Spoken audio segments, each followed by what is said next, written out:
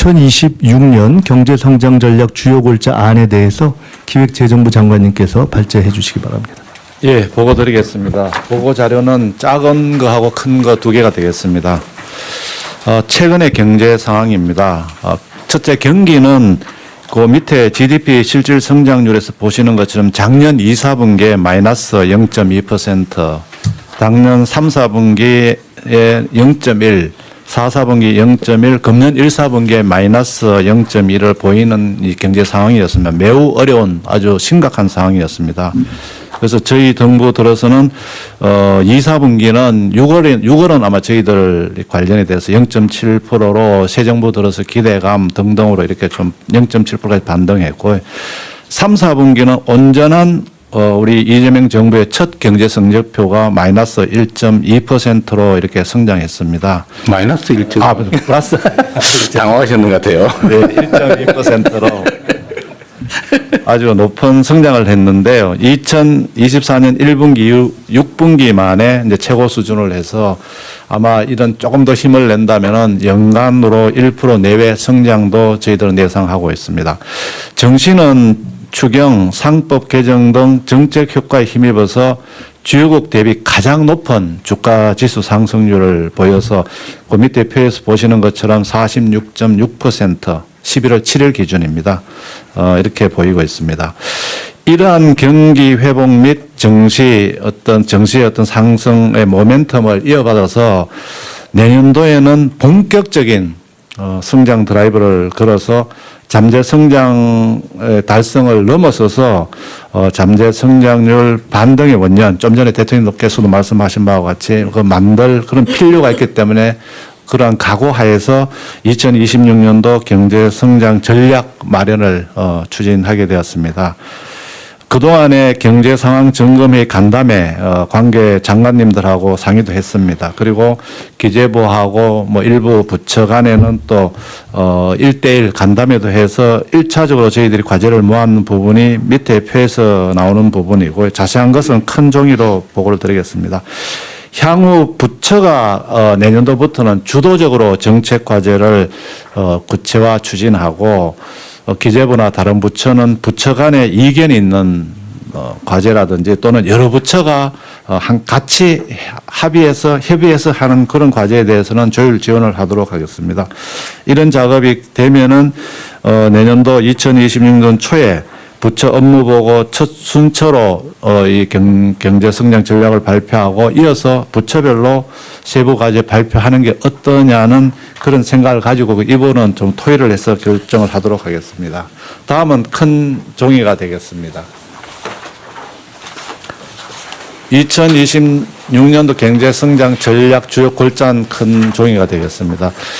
부문별로는 거시 경제 및 민생 안정, 그다음에 이게 성장 동력 확충, 그다음에 양극화 구조 극복, 지속 성장 기반 확충으로 이렇게 네 가지로 일단은 구분을 해봤습니다. 그리고 거시 경제 및 민생 안정에서는 세 가지 분야, 그 경기 활성화, 민생 안정, 리스크 관리해서 3대 부문에 7개 세부 과제를 이렇게 이제 배분을 했고 이 부분도 오늘 논의 또는 또 추후적으로 부처하고 협의를 통해서 조정 가능하다는 말씀을 드리겠습니다. 여기에 다양하게 부동산, 물가 안정, 소상공인, 서민, 부문별 거시경제 전략을 다 이렇게 배치를 했습니다. 두 번째는 성장 동력 확충에 있어서는 국가 전략 산업 육성에 반도체, 방산, 컬처, 그다음에 주력 산업, 그다음에 경제 혁신 본격화에는 AI 대중화 및 초혁신 경제 본격 추진, R&D 혁신, 탄소 중립 에너지 전환을 배치했습니다. 그리고 대외 통상 환경 여건의 변화에 따라서 신대외 경제 전략 추진에 있어서 한미 통상 협상 후속 조치, 수출 시장, 공급망, 그리고 인적 자본 극대화에는 청년, 중장년 고용 촉진, 그리고 재도전 재기 지원, 기술 인력 양성, 고등교육 혁신, 저출생 대역, 외국 인력 전략적 활용 이렇게 배치를 했으면 어떤가 하고 했습니다. 그럼 양극화 구조 극복에서는 지역균형 성장에서 지역 산업 인프라 확충, 지방 우대, 지역 관광 촉진, 사회 연대 경제 활성화, 그리고 대중소 상생 및 중기 성장 지원에는 대중소 지식기술협력, 기술탈취 방지, 중소기업 경쟁력 제고, 글로벌 진출 등이 포함되는 부분이 되겠습니다. 산업안전투자 확대에는 안전투자 금융지원, 인센티브 확대, 건설공사 안전관리 강화 등 해서 여기는 더 보완이 필요하다고 생각합니다. 그다음 노동시장 이중구조 완화에는 임금격차 완화, 비정형 근로자 보호, 개정 노조법 원활한 시행이 되겠습니다. 사회안전 네트 강화에는 서민금융지원 확대, 노후소득 보장, 퇴직연금의 기금화 등이 포함 가지가 되겠습니다. 저소득층 지원. 그리고 지속성장 기반 강화에는 생산적 금융 확대를 위해서 여기는 과제가 좀 있습니다. 벤처 투자 확대, 국내 주식 장기 투자 및 기업 자금 공급 촉진, MSCI 선진국 지수 편입 추진 및 믹비라고 해서 이거는 이제 국채입니다. 국채의 선진국 지수 편입, 첨단 산업 금융 지원.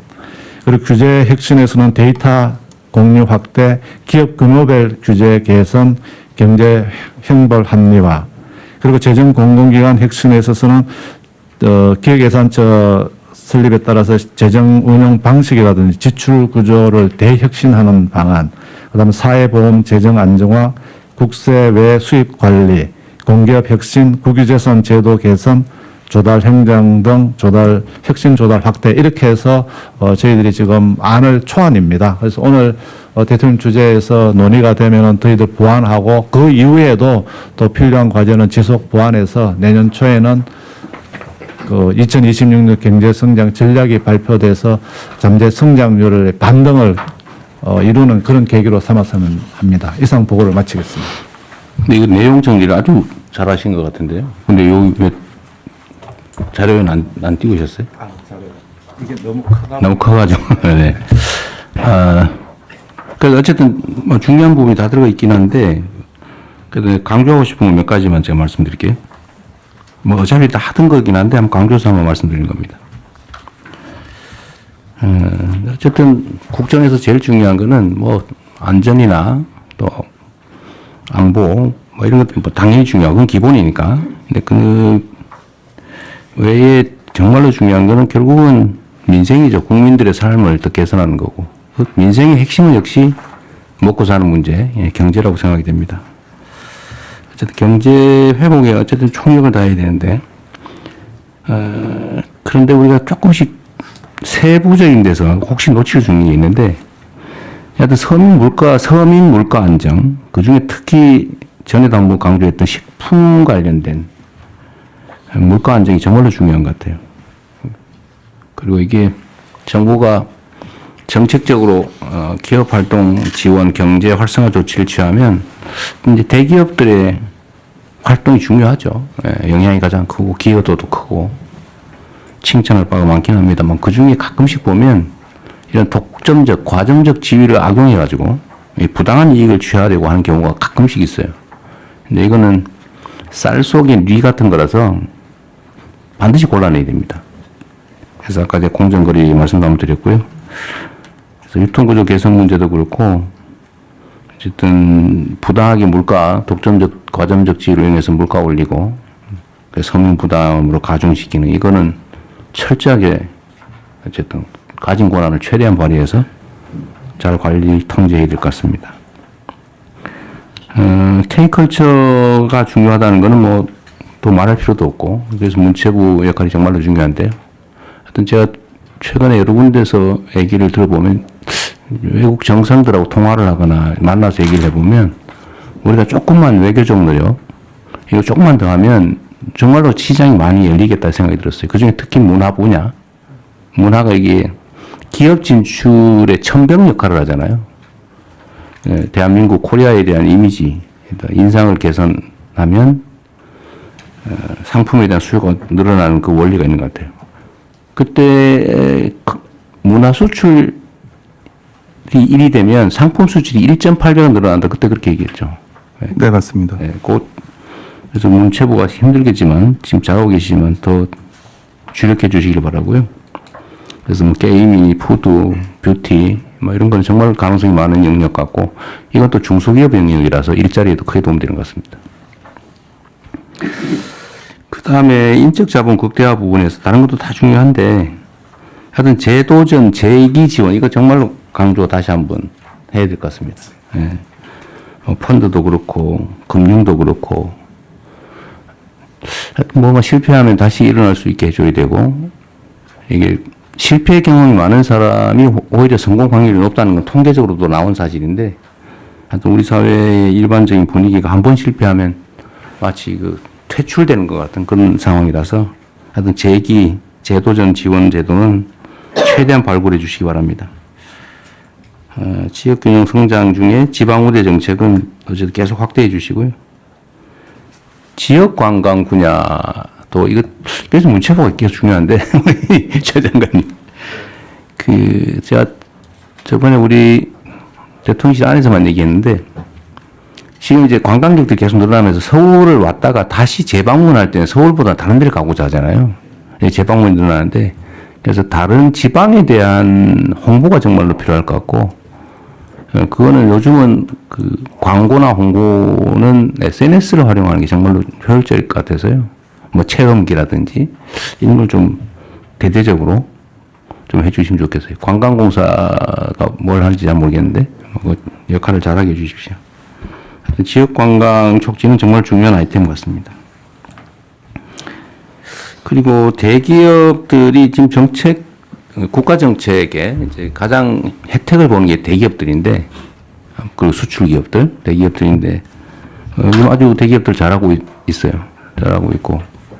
전에 나왔던 뭐, 온갖 중소기업 약탈, 탈취, 기술 탈취, 이런 문제들이 요즘은 많이 얘기가 없긴 한데, 혹여라도 또 모르니까 기술 탈취나 중소기업, 이게 좀 뭐 표현이 좀 그런데, 하여튼 중소기업들의 부당한 좀 압박을 하지 않도록 그 부분도 각별히 좀 챙겨주십시오.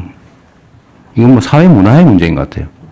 자기만 살겠다고 힘없는 사람들은 쥐어짜가지고 부당 이익 취하는 거 이건 철저하게 좀 막아주면 좋겠습니다. 그리고 사회 안전 매트 강화 분야에서는 서민 금융 지원 분야를 그냥 말이 아니라 최대한 좀 정책적으로 지원해 주십시오. 금융 분야가 제일 자유주의적인 것 같아요. 그냥 한번 빚 안 갚으면 죽을 때까지 빚쟁이 돼가지고 아무것도 못하는. 그 선진국들은 빚이 한번 지더라도 쉽게 탕감해 주잖아요. 파면 면책 제도가 잘 발달해 있는데 우리는 아직 많이 부족한 것 같아요. 그 국민들이 한번 쓰러지더라도 일어서게 해야 국가의 역량이 커지는데 한번 쓰러지면 아예 다시는 못 일어나게 만드는 이런 잘못된 관행이나 제도는 좀 많이 개선해야 될 것 같아요. 저번에 참 금융위원회 소관인지 모르겠는데 금융위원회 어떻게 계세요? 예, 금융위원회 사무처장 참석하고 있습니다. 오셨구나. 예.